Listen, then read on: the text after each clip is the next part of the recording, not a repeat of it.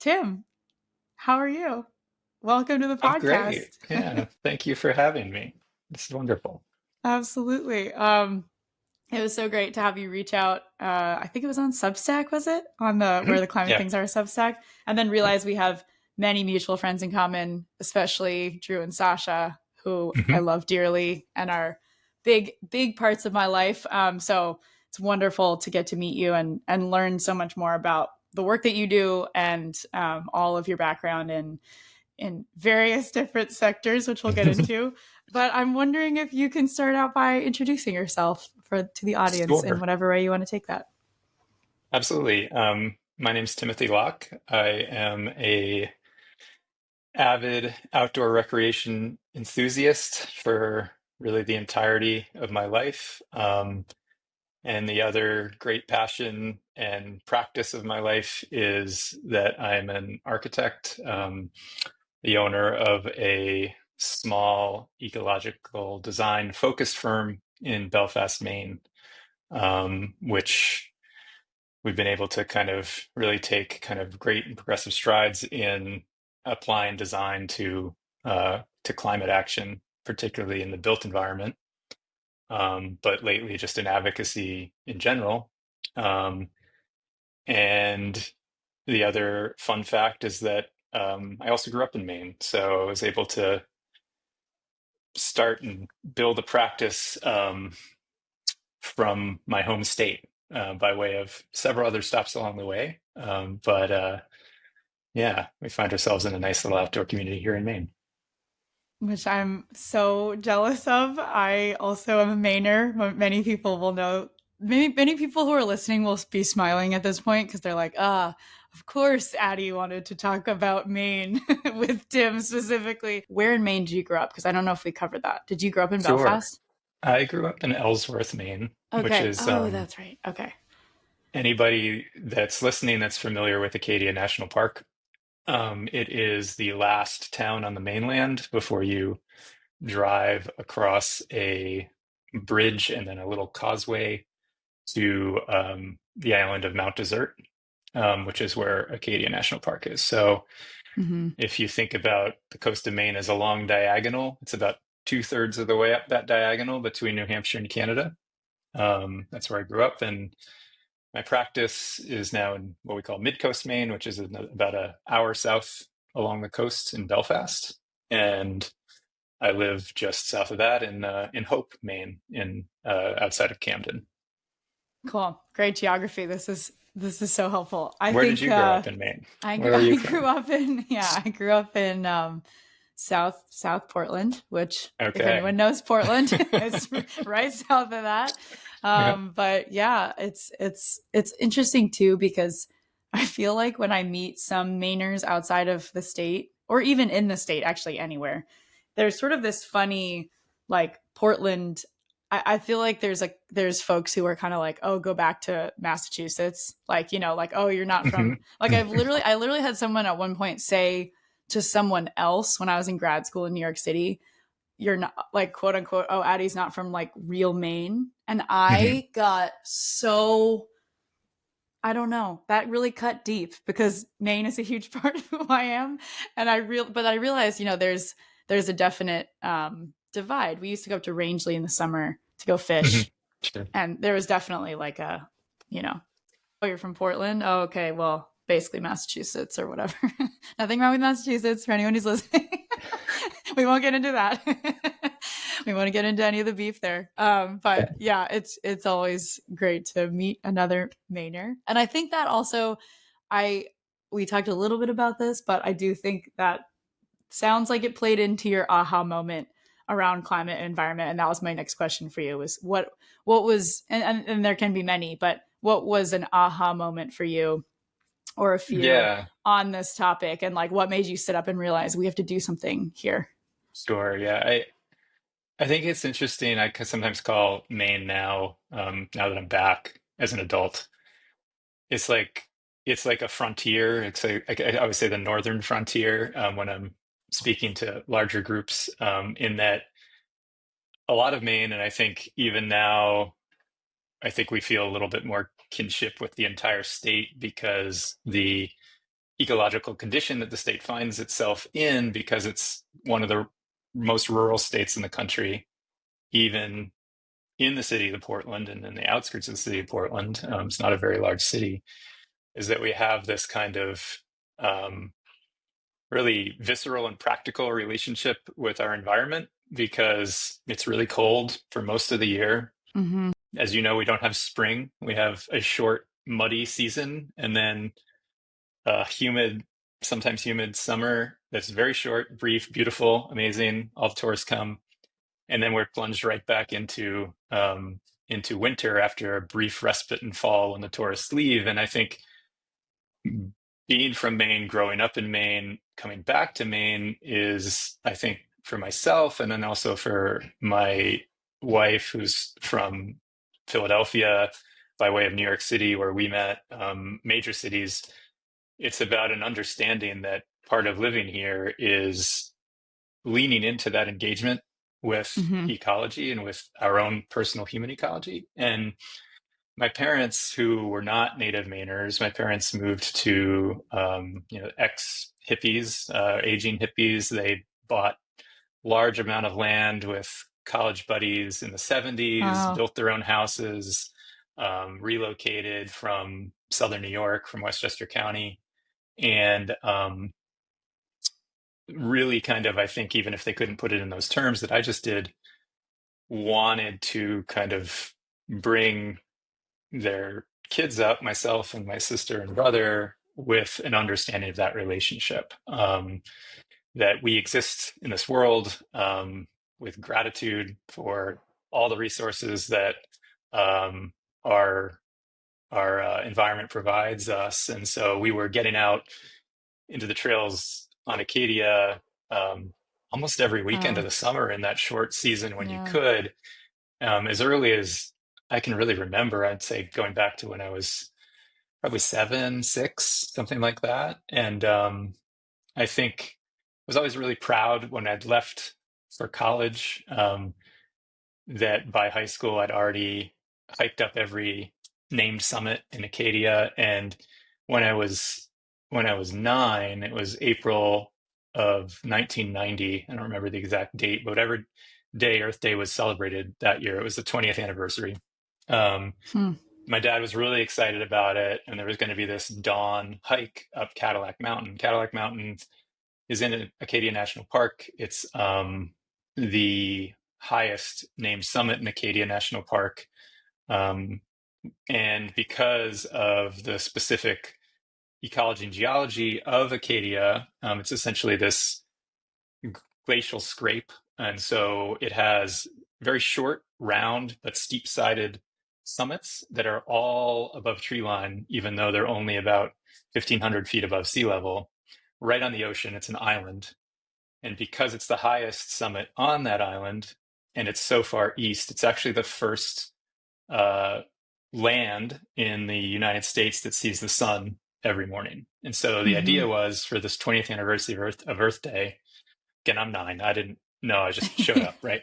It was like, we're gonna do a night hike up to the top of Cadillac Mountain, Cool. and we're gonna watch the sunrise. And it was led by um, a group of indigenous Wabanaki, indigenous peoples of the area of Maine. And there was a kind of a ceremony as the sun rose, and there's this moment where it's like, I don't, the ideas aren't formulated. You're that young, but I can still picture that sunrise in my head.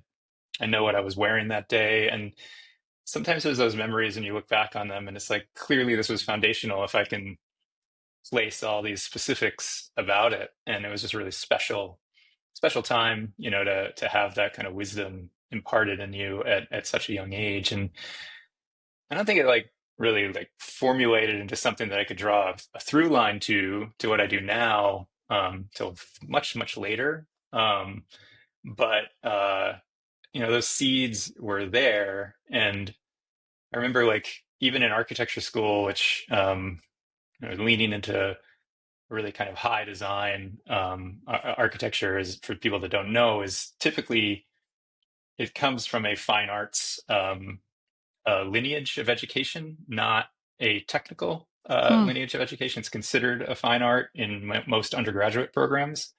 Um, and so we weren't really talking about the planet or ecology at all in Yeah. a high level design program. But I remember one of my professors calling me Maine boy at one point, kind of like to try to spur me on. I actually saw him a couple weeks ago and he said I'd probably get fired for calling a student that now. Fair But it enough. was like, it was Different really time. kind of inspiring because it was like, oh, so there's still these things that I'm drawing from, even when I'm not, explicitly thinking about it. But I think for me, that through line really is about sense of place. It's about where I come from. It's about where I am now. It's about understanding of our place in the world, but the world as an ecological artifact or set of artifacts that we're continuously building, drawing from, and rebuilding. Um, so I'd say, yeah, it goes back to there. It goes back to those times in Acadia. And I still will show sometimes in slide decks, speaking engagements, I'll show pictures of myself on top of those summits with my parents, like from the mid 80s. It's like, Wow. it's nice to be back here and like kind of really draw that circle. It's like so rare that you get to do that. And I'm very grateful that there's this like literal connection where I live that goes all the way back to kind of why I do what I do. Yeah. Wow, I'm getting a little emotional actually hearing you talk about this.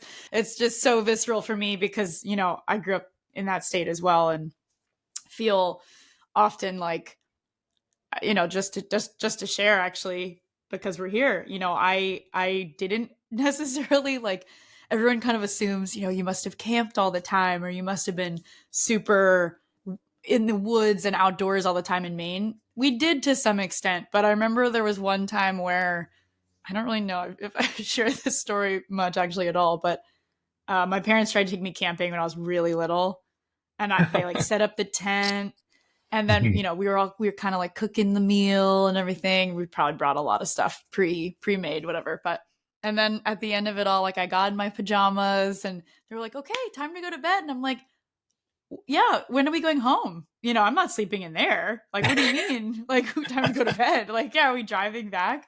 And I think I was, must have been very young, but I threw a fit and we went home. We didn't camp, and it was kind of like, I think my mom to this day will be like, I can't believe you became so outdoorsy because at the time she was like, I remember driving home and just despairing, my child will never be, I'll never raise an outdoorsy woman.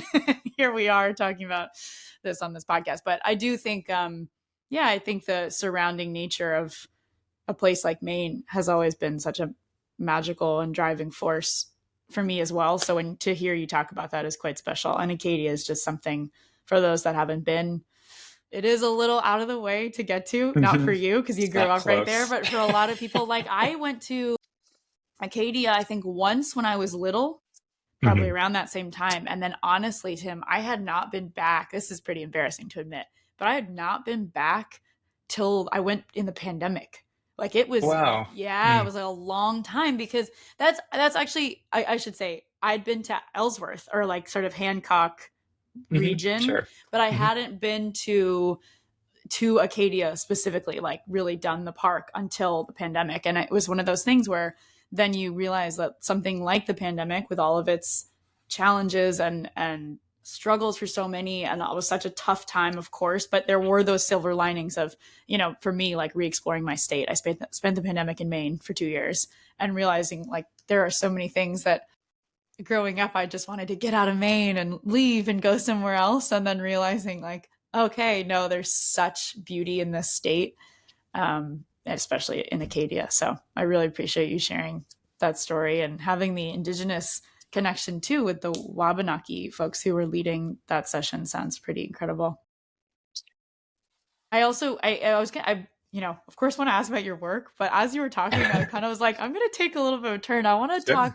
I want to hear more about how you got into ultra running and trail running, Oh. how that kind of morphed for you, because I was just curious, like, did that happen in Maine or was that something that was later on, or yeah, how did that come to be? Because you're also, we met technically, I guess, through this connection to the trail running, ultra running world that we share. Was curious how Um, that formed for you. yeah, that's a honestly less linear linear Love through it. line than, what I do for a living and what I do, within the ecology space. But Mm, basically, been an athlete since I was 5. My primary sports when I was little were soccer and tennis, actually, and then I would hike and backpack all summer when those Hmm. sports weren't in Yeah. session, right? Yeah. And as I was getting older, like that was becoming, high school and into college, as my skills weren't not necessarily high enough in my two primary sports coming from a small town in Maine into, a Sure. bigger college environment, Yeah. appropriate maybe at the level where I could actually compete in those.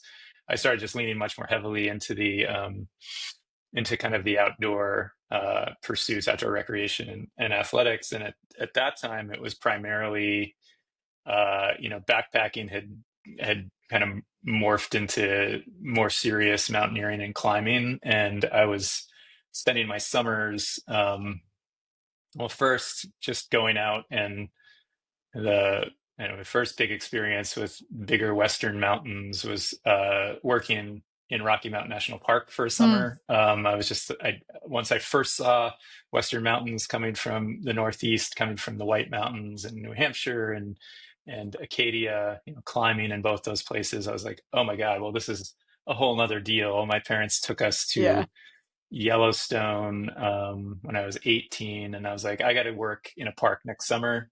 I don't care which Wow. one. I applied to a bunch of them, and I Rocky Mountain fit for me for that reason, and it kind of opened up this world of mountaineering that I'd only kind of scraped the surface of, like maybe a little like winter stuff in the Whites, which is mountaineering light, I colder, but was gonna not as say, in technical, some ways, much yeah. colder.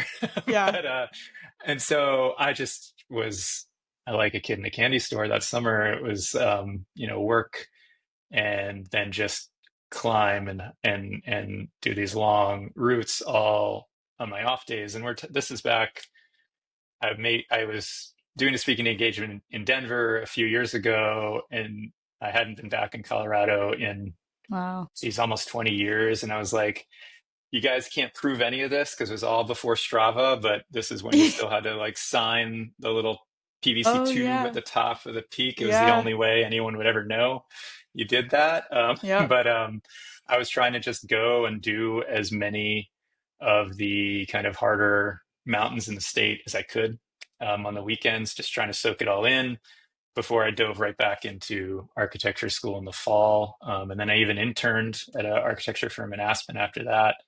Um, and then Hey. as my career got more, kind of more, taking up more of my time after college and things like that, and starting to build on those successes, I was living in New York City. I kind of switched to just road cycling for a while because it was Yeah. easier. Yeah. And then once we relocated back to Maine, I was looking for something that was a little bit better connection with that kind of, really experience that gradient between our societal built life that we all lead and our ecology. And had a young daughter at the time. We were back in Maine, and my wife was kind of like, I don't know, like some of that climbing and stuff maybe Mm. more dangerous than I'd Yeah. like you to be doing. And I agree. I mean, it was like Yeah. not the right That's time for fair. that in my life. And so I'd never been a runner, but I was like, that would be a nice way to see some of these parts of the country and world that I haven't seen in a short period of time with a Mm-hmm. much more intense level of engagement, but Yeah. potentially higher value reward given the amount of time in my busy professional life that I had to put into it. Mm-hmm. That was in, say, 2018, 2019. So I've only Hmm. really been ultra running for, 6, 7 years. And it Yeah. started like I just threw myself in the deep end and was like, I'm going to do the Classic. Traverse this summer. And Yeah. I'd hiked all those mountains, Okay. and I Uh-huh. In the knew that that whites. was oh yeah, yeah, Yeah. I'd backpacked through there all through high Yeah. school. And I knew that that was something people did, but I had Yeah. like zero exposure or Yeah. mentorship in trail running or ultra running. I was a very fast hiker, capable hiker. Yeah. And I was just like, my buddy and I was like, we'll just do it. And we just did it without knowing anything on like 20 Wow. miles a week. That's what we were training. That was it. And Wow.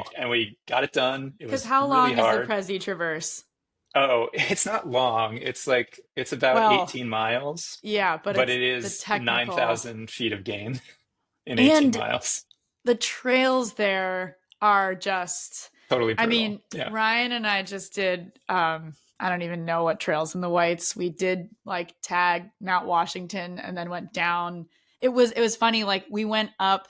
It just took us so long to do, like, I think it was it 13 miles? It was something where we think we're like, oh, okay, it's going to take us like 4 hours. And it took us like 8. I mean, it was Yeah. just so Oh, yeah. long, a full day. And because you're on this kind of terrain and then you're going up super steep and you're basically like sort of hand over hand ladder climbing. And then Mhm. you're on this, like, what is it? Like that kind of, not scree, it's like slate almost on the way up to one side of Mount Washington. And then the Yeah. way Yes. Yeah. down, we did a mile. I wish he was here to like vouch for this because I'm like not remembering all the stats, but we did a mile in like 70 minutes or something on the way down. Like it took, like, because we were down climbing. And for people that don't know the whites in New Hampshire, it's like people will be like, what are you talking about? But then as soon as you go there, it's like, oh Yeah. yeah, yeah. Like I understand how a mile could take that long, kind of thing. Okay, so you Absolutely. guys did the Prezi Traverse with like just kind of like a light amount of training, didn't really know We exactly didn't know what what we you were were doing. doing. How did it go? You know, we did it faster than we thought. We Okay. were very, okay. Our biggest thing that day was we were just really worried because the Prezi is, you have to put a car at either end. It's a point to point. Yeah. And we lost our second car for reasons. One of the third person in our party bailed after the second summit. He was just not feeling well, and so Okay. we're like, we have to finish this before the shuttle bus can bring us Yeah. back, and the last one left at a certain time. And so Oh my we had a gosh. deadline, but it wasn't, it wasn't as aggressive looking back as we thought, but we Sure, we but did in the it. We moment. got there before Wow. 1:30, which is when the last shuttle bus left. So we felt good about that. And it's certainly not anywhere close to probably the speed at which I could do it now, having more experience, Sure. or anywhere near where the FKT is on that these days, which is totally mind-boggling. Which I think is Katie Scheid. Well, maybe for women, I think Katie Scheid has one of them, or did at one point. Maybe it's been Yeah. taken. I can look I this know up. that Jack has the men's one, and it's Okay. like 3:30 something, three Yeah, hours 30 something totally. minutes. Yeah. Um, and it is, yeah, the crazy thing, the outcome that's important is that Yes. I was totally addicted after that. I was like, Okay. this is what I've been missing. Like, it is Hmm. hard. It Yeah. the difficulty allows me as a human in that space to understand the fragility and Hmm. have gratitude for the fragility that we as human meat bodies have in Hmm. our environment, which is kind of that enormity is what I was missing from the mountaineering, which is why I preferred mountaineering over hiking. And I think the pushing those limits of time and stress on the body with minimal resources in terms of gear allowed me to kind of feel that same sort of connection, Hmm. and therefore in that kind of really kind of deep connection emotionally too, which I think a lot of ultra runners feel. But I think for me specifically, it was about that kind of layering of those two. And I Wow. immediately, so this is 2019, immediately that winter signed up for a lottery for a 100 miler. I had not done, and I'd actually still hadn't done an ultra distance. I mean, the Prezi is Sure, hard, sure. but Frizzy feels like it, but it's only yeah. 18 Yeah. miles, right? And so I immediately signed up for a lottery 100 miler because one of my clients had done this one race, which is Mountain Lakes 100, which is out in out just south of Mount Hood to go beyond race. And he liked it. And he's like, oh, you should sign up for it. You'll probably get picked. My So not a lot of gosh. people enter the lottery. And of course I did first time. My lottery luck has not been that good since at all, Of but it course, it was great, never. Yeah. 100% for one time. And, Oh my gosh. that was 2020 and the race got canceled, obviously, like everything. And so I thankfully then had a full year to train for my first 100, which was my first ever ultra race, was a 100 miler. Thankfully. Okay. Oh And my gosh. Wow. my first ever true like ultra distance. And between that year, it made me realize that I probably should get someone to help me with this, especially given how busy I am. That's how Yes. I got connected with Sasha, which was great. And so Yes. she definitely, I owe a lot of credit to her for getting me prepared for that, which is Oh, yeah. kind of in the middle of it. I was like, this is a really stupid first thing to do. But I loved it. It was so great. And like, it went really well. And I just now I'm like, I need to make time for at least one of these for a year if I can. And Yeah. I and it's mainly just to feel that feeling again, that like Mm, layering of the environment, the ecology of us as humans, and that emotional connection. And yeah. it never, as hard as they can be, and I've certainly had some that have had to quit. I've had some Hmm. DNFs too, but it's like it's about getting that experience. So even if Yeah. I only have time for one a year, I try to make it as hard or as a new experience as I can Hmm. within reason, and so that I'm not just leaning solely into kind of the physical demands, but really trying to have that connection. And then even if it doesn't go well in terms of the athletics part, like I'm still rewarded with that other part, which is kind of Definitely. the real reason I'm doing it anyway. So Absolutely. this year it's high Oh, lonesome. We'll see. okay. It Yeah. I took was me gonna four ask. years to get Okay. in Nice. um, Congrats.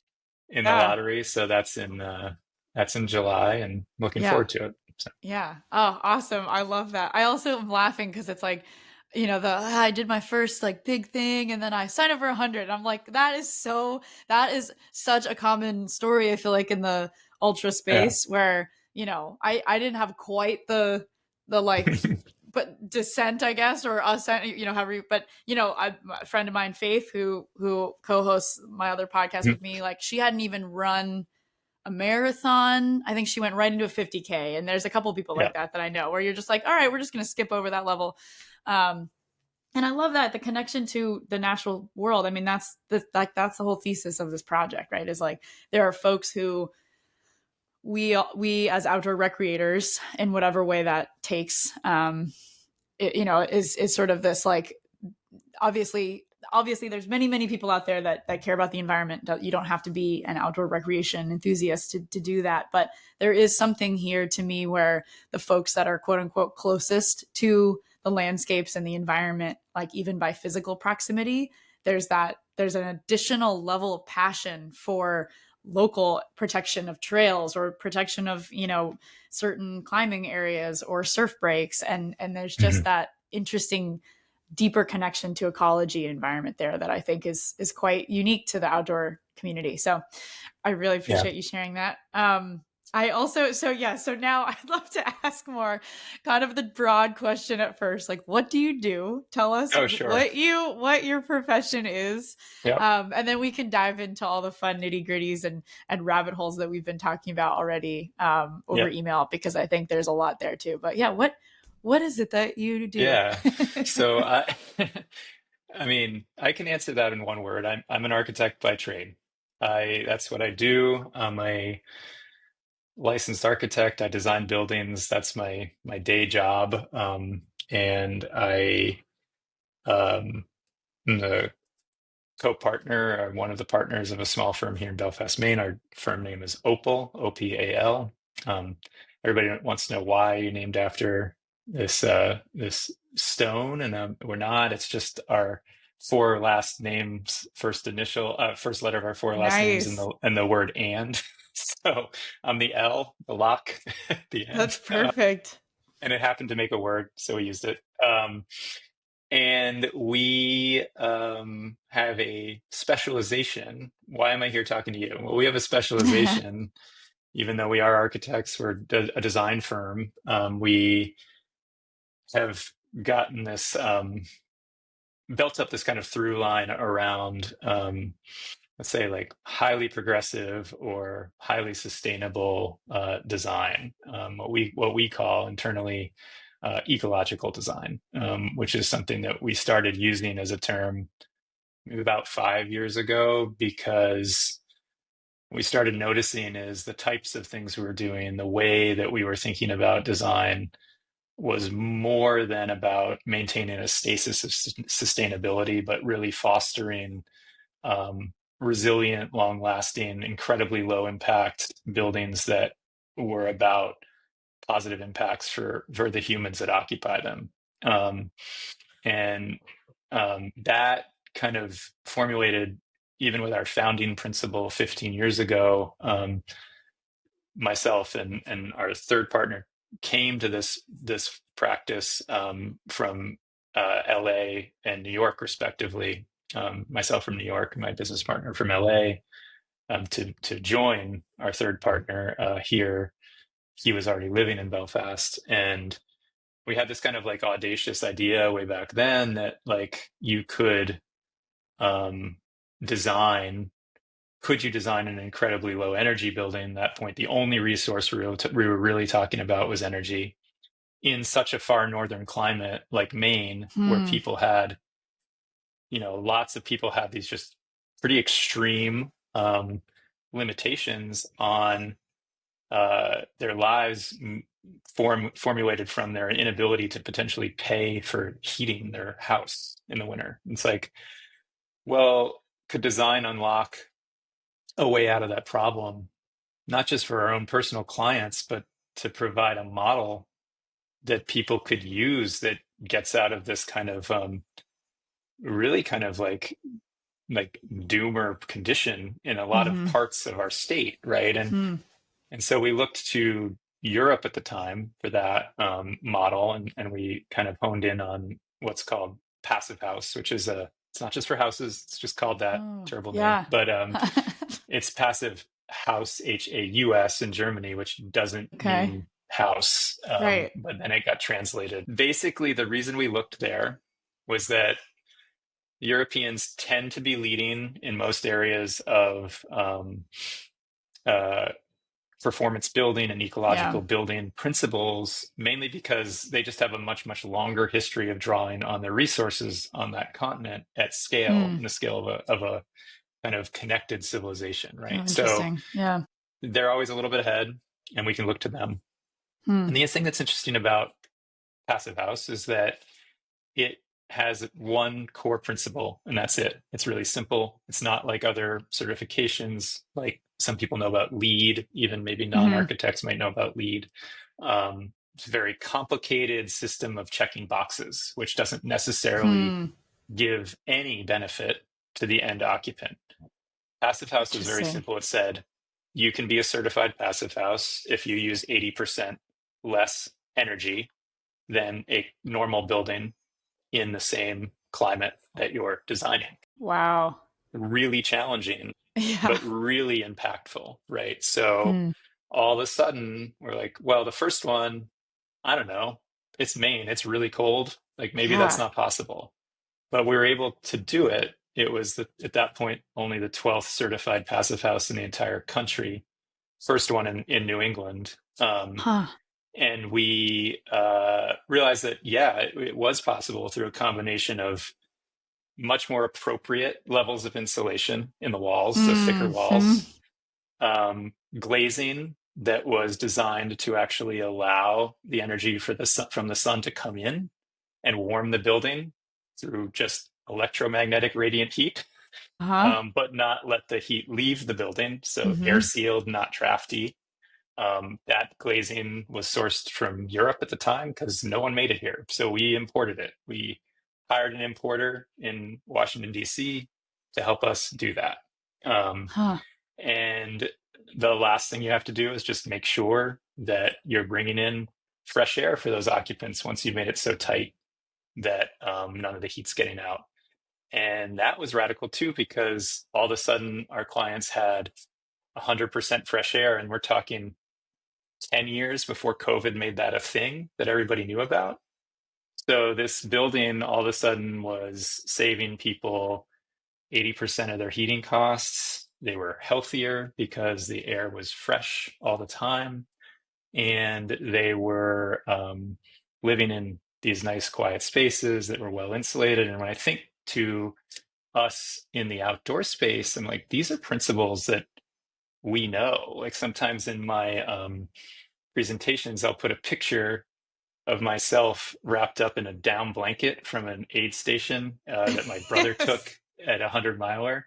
And I would just put a sign, I put a label I on it. It's love like, is that. this a passive house? And it's like, yeah, I'm heating Yeah. myself with my own body heat with Wow. insulation in a jacket, or sorry, in a blanket form that's appropriate for the climate I'm in. In that case, Yeah. it's rainy Certainly. 40-degree weather in the middle of the night, but Yeah. that's translatable to like anybody's house, anybody's building, school, whatever, in the middle of a northern climate. And I think Hmm. the second big aha moment for me, I think in the if I take the 9-year-old Tim and put it together with like the 40-year-old Tim, well now almost 45, but when I had this moment was like, what's really interesting is that we as humans live all over the globe now.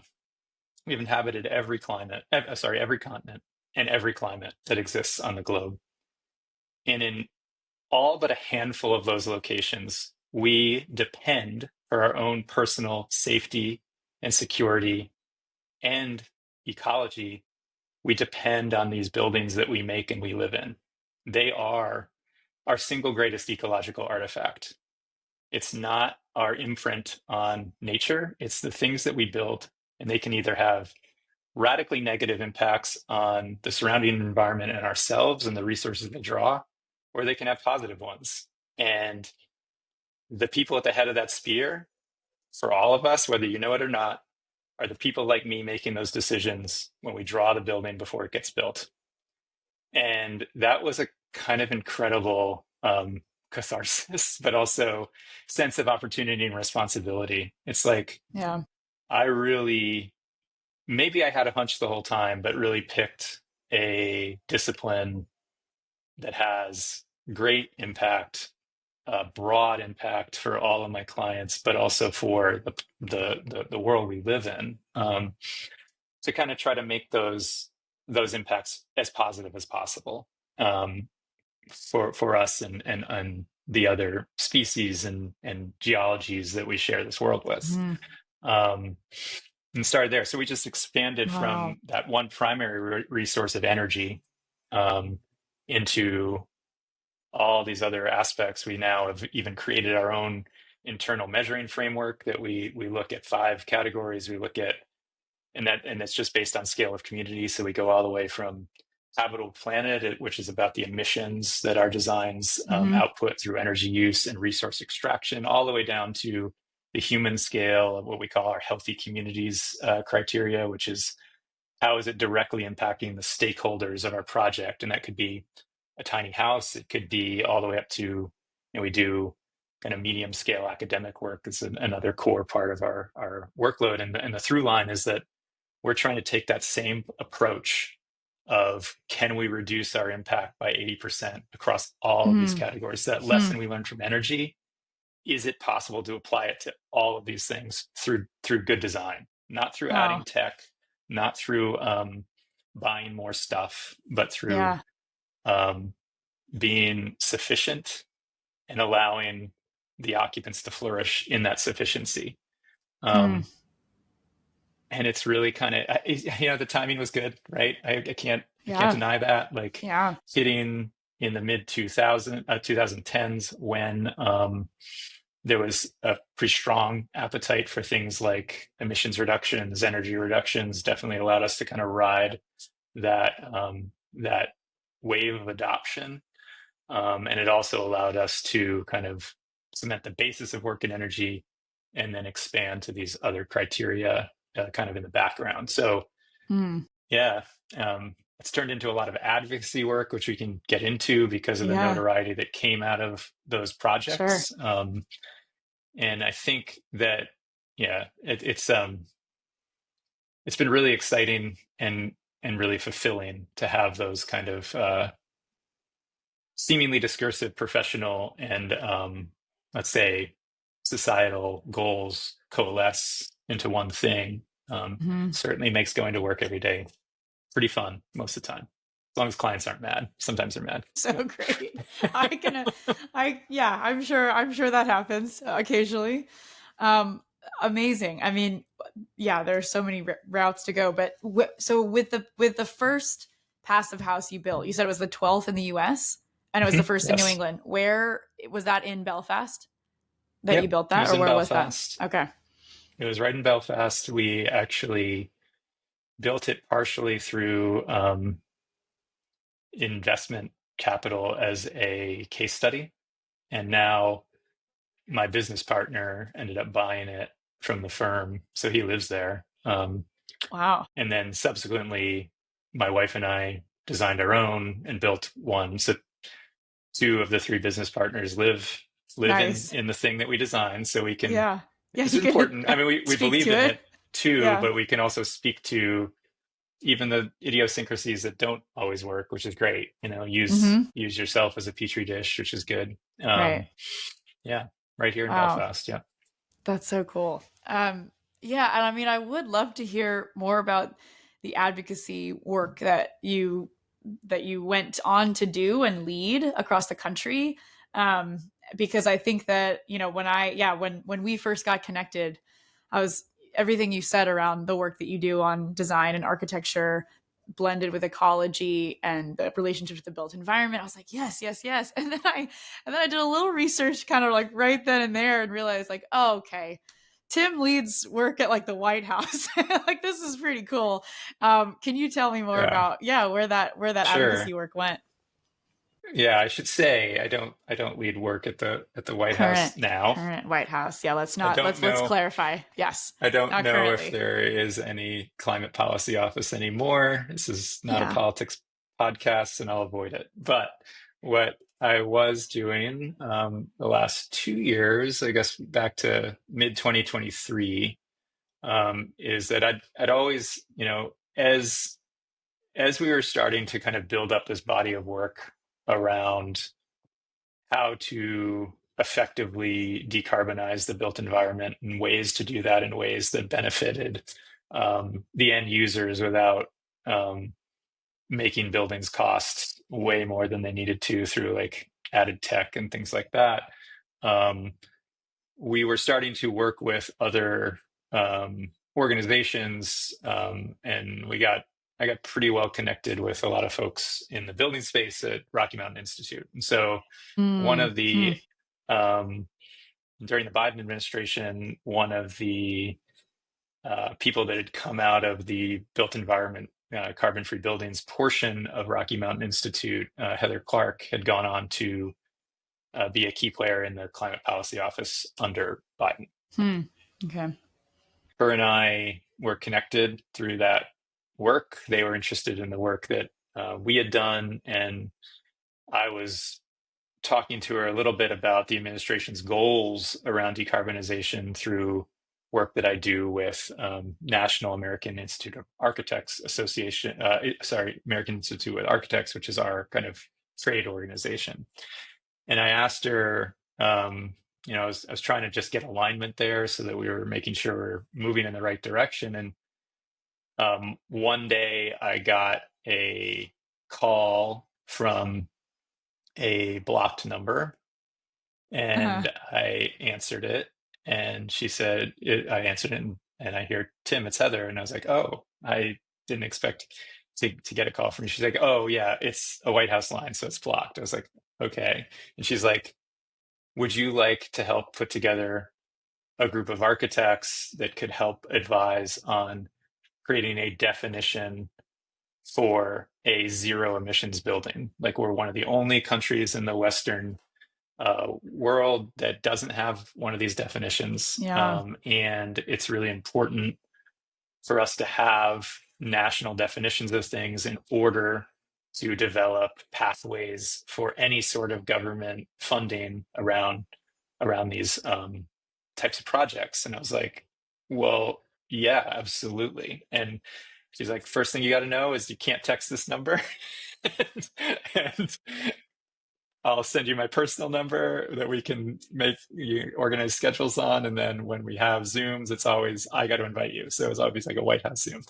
And so we put together a group, myself and a couple colleagues that I was close to, and it was really great. We had people from, all generally engineers and architects. It's an interesting discipline to be in because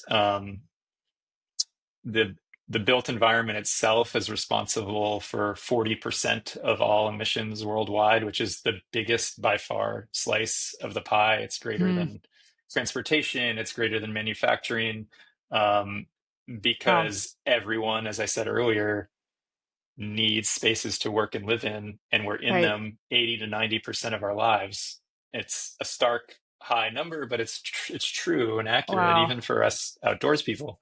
Right. And so architects and engineers are the first people there making these decisions, and so we are kind of the holders of all of that data Sure. in terms of energy use, resource extraction, and the emissions that go into that. And we just are kind of really at the early stages of developing that worldwide into something that's uniform, methodologically consistent, and actionable. And so the timing was right to get this group together, and we were able to draw on those types of people from multiple everyday jobs. So it could be actually practicing architects like myself.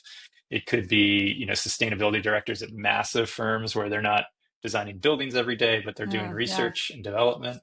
It could be even we had sustainability. One of the sustainability directors at Amazon was on the team. We had people from RMI on the team, Mm-hmm. and it was a really, really, just really fun. It's like we're crafting this language that can end up being used. And they did Yeah. get all the way to the point of adopting and publishing those definitions in 2024. Um, whether things happen with that down the road, I don't know. I think it's hard to say. I think there's been a lot of navel gazing in the last few months. It's like, Mm. oh, it must be sad to have the work just get thrown out. It's like, yes and no. I think that it was exciting to have something as serious as that to be asked to advise at something that's at the highest possible level, because it forces us all to work together on something that, even if it's not used federally for a little while, it can be used by all of us internally. Yeah. I immediately took the information that we did in developing that into our projects, and it was like, can I now take a real world case study with a project I have and test this thing that was really a theoretical, a possibility that we'd kind of thought about. And it was um it was really great in that way, because I think it allowed all of us to kind of draw something out of that, lean on each other's expertise, come together from all these different points, and make something that could down the road be really valuable.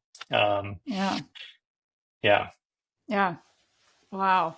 I mean, as you said too, it's some of the most cutting edge or on the front lines minds of architecture and design, and you have people coming together to create something that, like, even if we're not, I don't know. I mean, I feel like the name of the game right now, like, this is not a politics podcast, but at the same time, I find myself talking a lot about what's going on, what's the sure. current state of things, right? And it's like that's I think the name of the game right now is how do we utilize things not at the federal level, like how do we still utilize Right. standards and bodies of work and relationships across the board that are at kind of our local level, if you will, or like during our day to day. So I mean, it's still definitely something that could be utilized, of course, which is really exciting. I think um the exciting thing about that kind of work, when it's outside of this, say,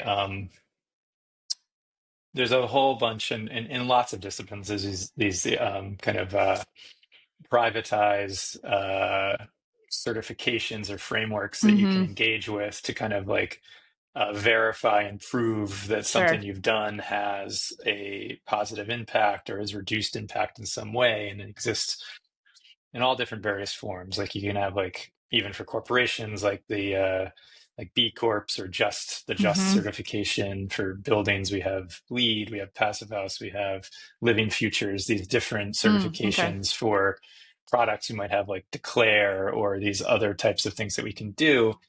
And I think that the beauty of something that is more about creating something purely based on um,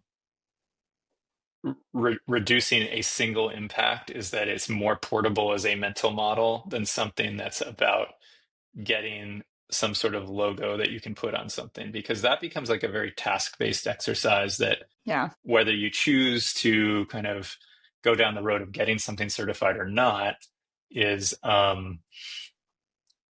it's kind of becomes this kind of just elective box ticking exercise, whereas a mental model can be applied to anything. And like you might need some very serious scientific data modeling behind it and expertise in that, or people to work with to do that. But it's a much easier North Star to set than like a giant set of spreadsheets that have a million kind of things to fill out in it. And I think it's more impactful because of that. Like people can understand it better. Sometimes show this slide where it's, I don't know if you have you been up Long's Peak in Rocky Yeah. Mountain National Park. Yeah, So actually. when you get to like when you get to like the intersection where you can go to Chasm Lake or you can go around Mount Lady Yep. Washington and through Yep. the boulder field, like so I show the slide of that trail that trail sign, right? And it's that trail The juncture intersection. Yeah. junction. And Yeah. like you might find yourself at this point. It's like you want to, in my case, do this incredibly low impact, amazing ecological building. In somebody else's case, they want to you know, design and produce, say, the most circular and sustainable piece article of clothing or something like that. And so that's Sure. like your destination. Like you want to get Hmm. to the summit of Long's Peak. And you can choose here. Like you can go to the right, and that's a pretty easy pathway. It's long, but it's a hike, right? Hmm. Mostly. Yeah. You can go to the left, you can get there in a much shorter distance, but it's a lot riskier and it's a lot more dangerous depending on which way you choose. Hmm. Um, and I don't, and I, when I say in that slide is like, I don't really care which way you choose. Like if we're all trying to get to the summit, like that's the point. We're trying to build our pathway as we go. We're trying to do it in Hmm. a way that's most amenable to the most number of people so that we can educate people on how this will be a good outcome for them and worth the time, and Yeah. so I think sometimes those bigger, broader things, like say a federal definition, are much more portable because they're simpler. They have to be Mm. versus complicated, highly technical things like getting a declare label or something like that. Yeah. And you're also, then the end goal, it almost is about outcomes, right? Then the end goal becomes Yes, like the box checking itself versus you lose sight of kind right. of that North Star, the summit, if you will. So, yeah, that's really interesting. I mean, as you said at the beginning, like some of you might be familiar with LEED as non architects. I'm like, I even know about that. I don't know what it involves, but I know it involves a lot of A lot of specific paperwork. stipulations. Exactly. And it's sort of like, wow, that's so interesting that, but then when you talk about passive house or other even just frameworks, mental models, right? There's a difference. Mhm. There's a shift in, like, I'm such a geek about logic models and whatever, Yeah, log frames, whatever you want to call it, right? It's like, yeah. if we think about that end impact or outcome, how do you Mhm. kind of keep that there instead of the like output of a list of checked boxes, of the LEED certification or whatever. And I think that goes across so many environmental spaces too. Like the certifications are in some cases essential, of course, or at least in the way that our society works right now with, you know, carbon projects and Vera. I don't know. That's Mhm. kind of what's coming to mind. It's like, you're Yeah, like, yeah, that we need to get this certified, of course, but also like, are we losing kind of that end goal of like, what are we actually going for when we do launch into a certification? So, and I'm sure people yeah, listening who are like certification standards professionals are like, wait a minute, it's so important. That's not what I'm saying. It's more just like, what I yeah. love the framing you just made of like that mental model piece. Yeah, I mean, I put it this way. It's like we certified at many, many passive houses in the the first Yeah. decade of our practice. We don't certify as many now. Hmm. And the reason is that if I am asked honestly by a client, is it worth it for me to certify this building in terms of the financial cost that I have to Yeah. pay you, Tim, to do the work, to do the paperwork, even in something that's as simple as Passive House, which is a simpler certification, harder to design to, but simpler. Hmm. Um, I have to kind of really, if I'm being honest with them, I have to kind of say no, because you're already talking to an expert who can deliver you something that will work and bring all the benefits to you as a Yeah. client of a Passive House, all the benefits to our ecology of a Passive House. It Right. won't have a plaque at the end, but Right. that's going to be the only material difference, is the physicality of the plaque itself. Everything else would be about Interesting. proving that it can be done for someone else, which in the early days of certifications, any certification is always super important.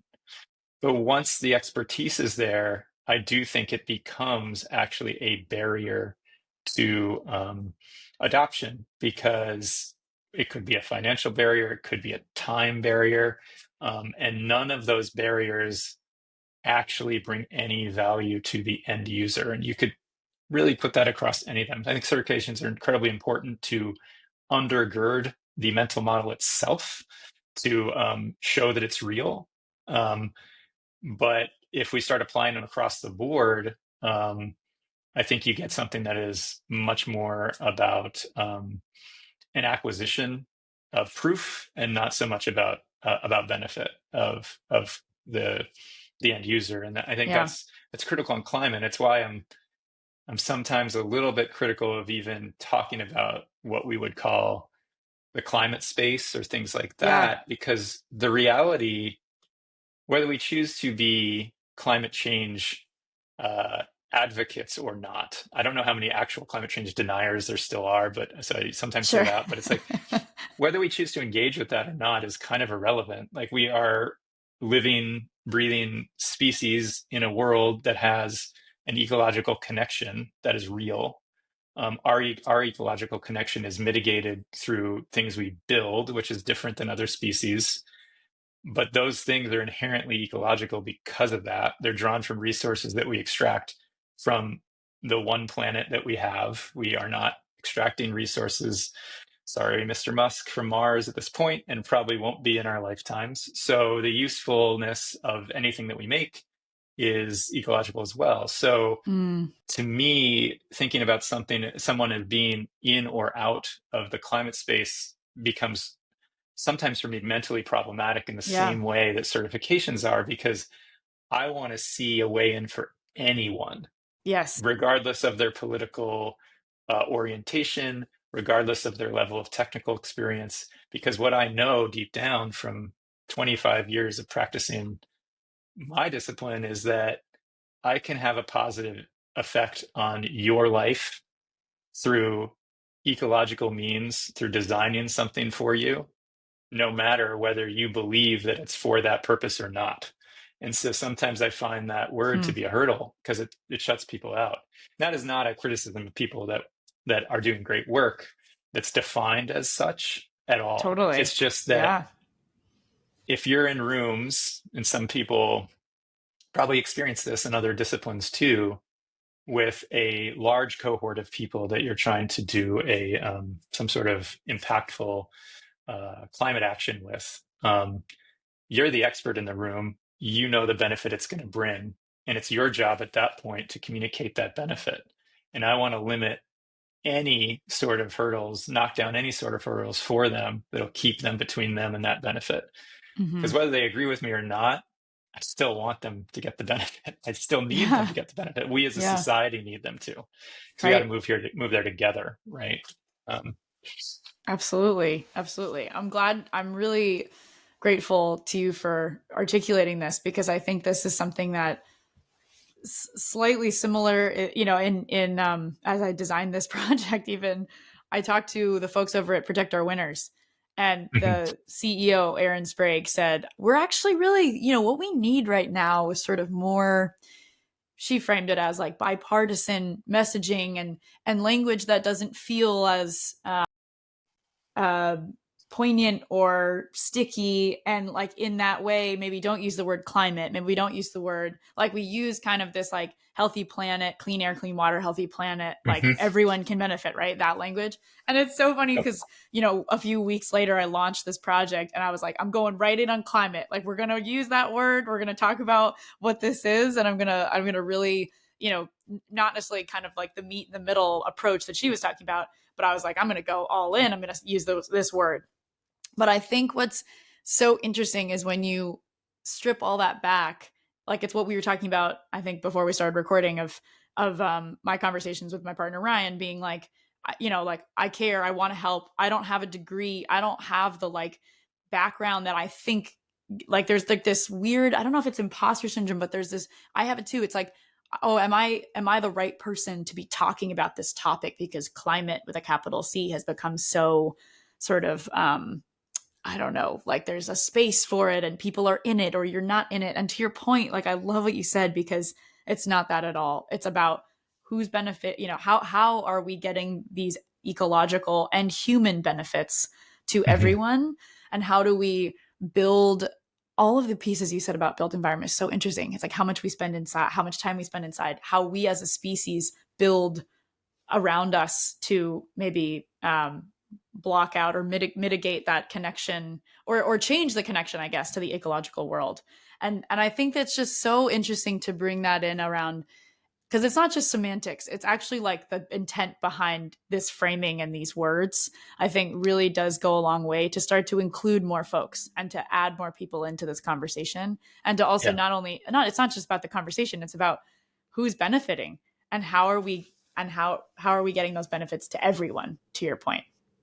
I mean, one thing that we did, and it's different in a design discipline where, like architecture, or even I would say like something like industrial design, or even like the apparel world, like there's so many benefits that we can bring without even asking. It's like, so if you could you use no words? We have this little Yeah. like logic problem that we use in the office, Huh. and it's step 0 through 5. And the step 0 is, could you do nothing? It's like, because if you do nothing, the condition's already great as it is. Like, we should do nothing. Like, Yeah. doing nothing is a zero resource extraction Huh. practice, right?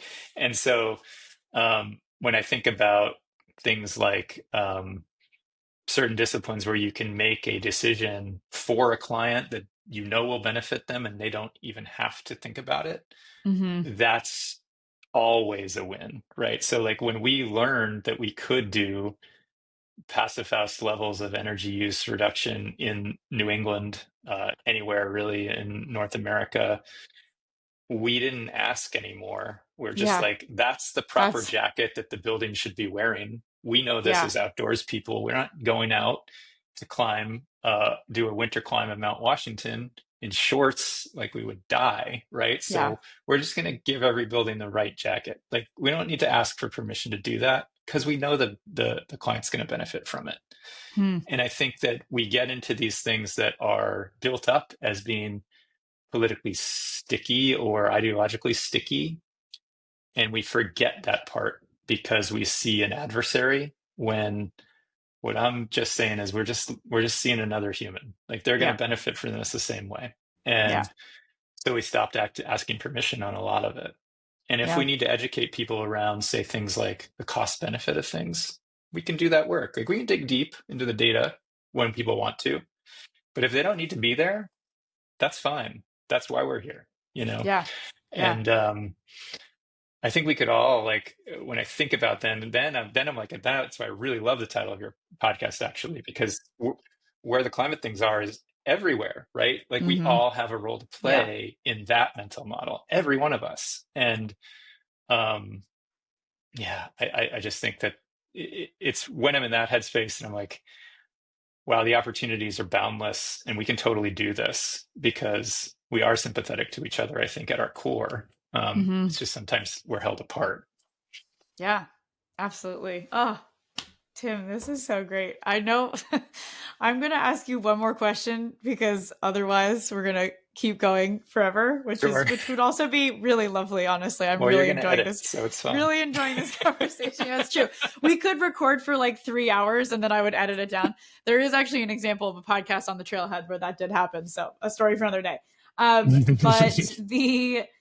the funny, and then there's a funny piece to this question, right? Because the last question I ask everyone is, what is your favorite climate solution that's not your own? And so insert whatever word you would want there. But I think like in the full circle moment you just brought it to of like, is every climate a climate solution, or is climate all around us, and kind of like, what does that mean to you? So insert ecology or, ecological or environmental, what have you. But I'm curious, as someone who is so on the forefront of designing and building very specific, it's like you are providing very tangible benefits and solutions for people in a way that, as someone who does media and storytelling, feels more amorphous. When I meet someone like you, I'm like, okay, there it is. That's a solution in the world that like I'm so happy we have. I'm so happy we have folks working on this.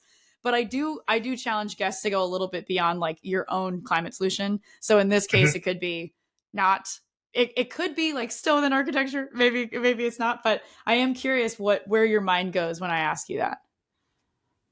I think that honestly, the single biggest thing all of us can do across anything that we do is that just fascinates me endlessly is think about how you can be part of overall demand mitigation. Like we have, and everyone can do this. It does not matter your level of expertise or what discipline, what business you're in, is that we have been taught um, to find solutions in the supply of stuff, right? To say, like, I'm going to buy solar panels for my house. I'm going to buy an automation system for my heating system. I'm going to buy a heat pump. All these are technologies. I'm relating it to buildings, but I'll relate it to something else in a second. No. Don't worry. Yeah. I'm All these not. are technologies Yeah. that can give immediate benefit.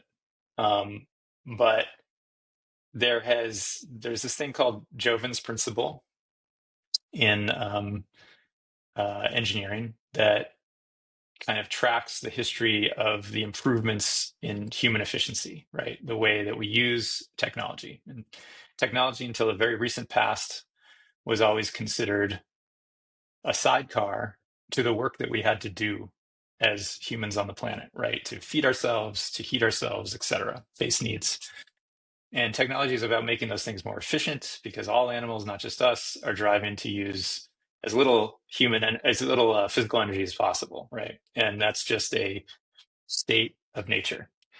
And this principle has shown that every technological advancement in efficiency of the products we use has not yielded a lowering of the amount of energy or material used by that product.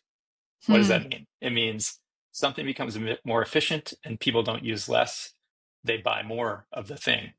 And so, and a great example is lighting, right? Like 150 years ago, we had candles, and they're really inefficient, right? So inefficient. You can get like 2% of visible light out of the amount of energy that's produced by burning a candle. We now have very efficient lighting, but we use more energy lighting than we did then by a Interesting. Yeah. significant Yeah. margin. And part of that's the kind of way that we've decided to use fossil fuels in the last 100 years, but part of it predates that. It's just through the structures that we exist within, we are encouraged to kind of lean into supply side solutions, right? So, there was like, I guess it was 7, 8 years ago, Tesla presentation where Mr. Musk says, this is the future we want. That was the title of the presentation. It was a suburban house with 10 Tesla shingles on the roof, Powerwall in the garage, Tesla parked in the garage. And it's like future we want. You didn't have to change anything about the way you live. All of a sudden, it was zero emissions because it was electrified. Mm-hmm. The hidden truth behind that proposal, well, one of its part of it's not hidden anymore. I mean, he was trying to sell things, right? Like Yeah. that's what it was. It was a marketing proposal. But even the kind of like rosy images that it shows were practically impossible given the budget of emissions that we have left Yeah. in order to stay below a comfortable level of global warming, not to mention the actual resources held within the planet to make those Mm-hmm. things Mm-hmm. for all the people that exist in the world. And that's before you even get to um, the tertiary impacts of the communities that exist in the world where you're going to draw those resources from and the Right. destruction of those, right? So there's these direct human um, impacts that were not considered in that when you think about it in terms of, well, I can just replace the things that I already have with things that are totally clean. You can do that. So what I ask people to think about in all of their things that don't have to do with the things that I have expertise in is, are there ways that it would be fulfilling in your life to potentially use less stuff? Like all Mm-hmm. this comes down to is we need to be using less stuff. And Mm-hmm. we're in a unique position because building design uses a lot of stuff, so we can collect a lot of information. It's really easy for us to kind of, I shouldn't say it's easy, but it's like we have a lot of different levers to pull when the thing we're designing has 1,000 products in it. But this can apply to everything, right? Like, can I think about when I go out, even if I'm not in an industry that has a huge ecological or climate impact, when I'm recreating in the outdoors, when I'm buying equipment for my mountaineering trip or for my ultra marathon that I'm signing up for this year, do I really need three pairs of shoes or do I need one? You know, let's really think critically about these decisions and ways that those those choices to decide to purchase more, extract more resources, replace more often are actually doubling and tripling our impact, even if they claim to be, say, a lower emissions product or something like Sure. that. It's like Yeah. there's nothing less than zero. There's nothing less than reuse. Like, can I buy something used?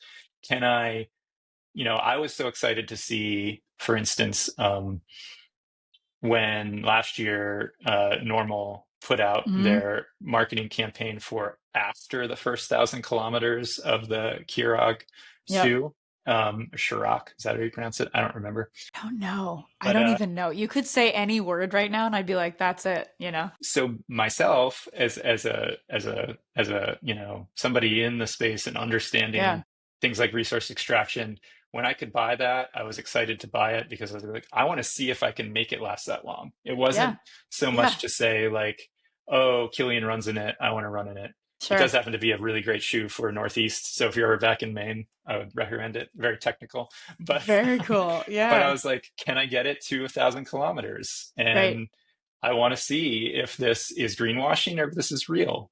And Yeah. like there was specific aspects of it that really spoke to me, that this is a thing that has a full length replaceable sole. Like looking into things in the products we buy, even, or the products that maybe you promote within whatever space you're in, and look at things that make something longer lasting, more durable, more rewarding, long term, for a longer amount of time to the person that purchases it, rather than these kind of short term, maybe lower impacts, but then things that have to be Yeah. duplicated over time.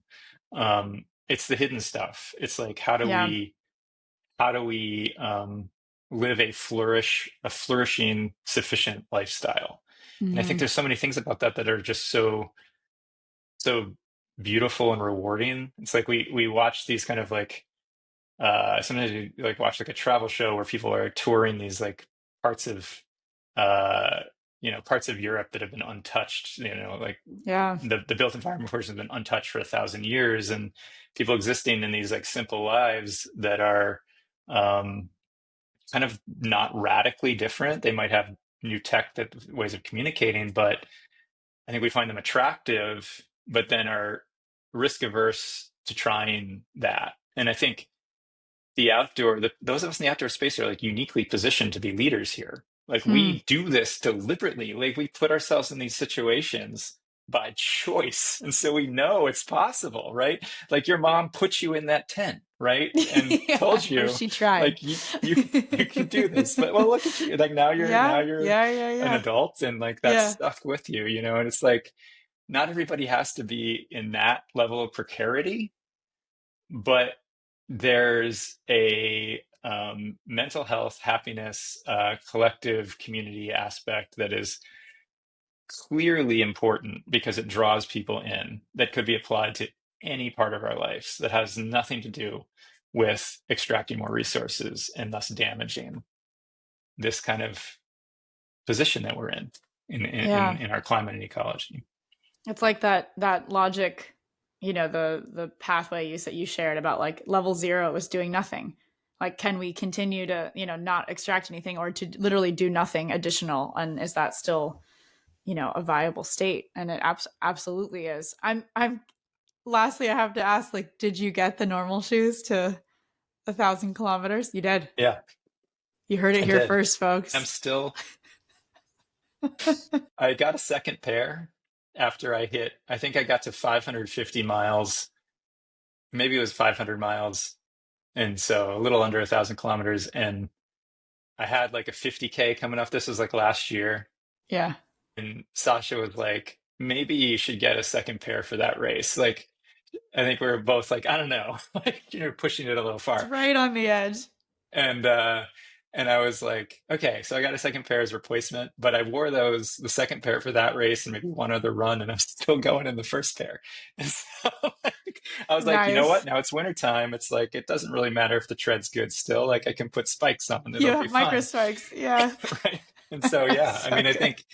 I think that we have the ability to break that Joven's principle if we want. It's like the efficiency of all these products, the shoes we wear in the outdoors, our packs, our gear, is so much better than when I started doing this in Yeah. 1994. So much better. I had an external frame backpack for We backpacking love it. and like For some reason, giant that's so heavy New England boots. to me, too. Yeah, yeah, yeah. That's like Yeah. the real Yeah. backpacker And uniform. like those boots that I got, those first boots that I got, I only just had to finally retire last year at 25 years old. And it's like I think these things can last just way longer than we think, and we know that implicitly, especially those of us that get out there. I think that these are like easy choices that we can make, and I can't put numbers to any of that stuff. I'm not in the outdoor industry or in the kind of like product space really at all, but like I think we know that this is portable, Yeah, definitely. I disagree. I think you're the outdoor tester. You're the extreme user that will take those normal shoes to the nth degree and keep them going too. That's it. That's so cool. Well, Tim, thank you so much for everything. This was truly such an enjoyable episode because I feel like it went so many different directions and your expertise. I learned so much from you and your expertise in this regard, both in the environmental design space and architecture, of course, but also in the outdoor space. Like, as someone who is, again, an extreme user, it's really fun to talk to you about these things and to kind of port over from the design world. So thank you for joining. I'm so glad we got to chat. I'm jealous you're in the best state ever. I'll say it. I'll say it. I'll say it here. I like Very your guys' cool. state too. It's great Very out there. cool to talk Yeah. to you. And yeah, really appreciate your time. Hey, you too. It was nice to meet you face to face over Exactly. the internet, but yeah, it's crazy. Small world. Small Um, world. really, Thanks, Drew really and fun Sasha. convo. It was great. Yeah.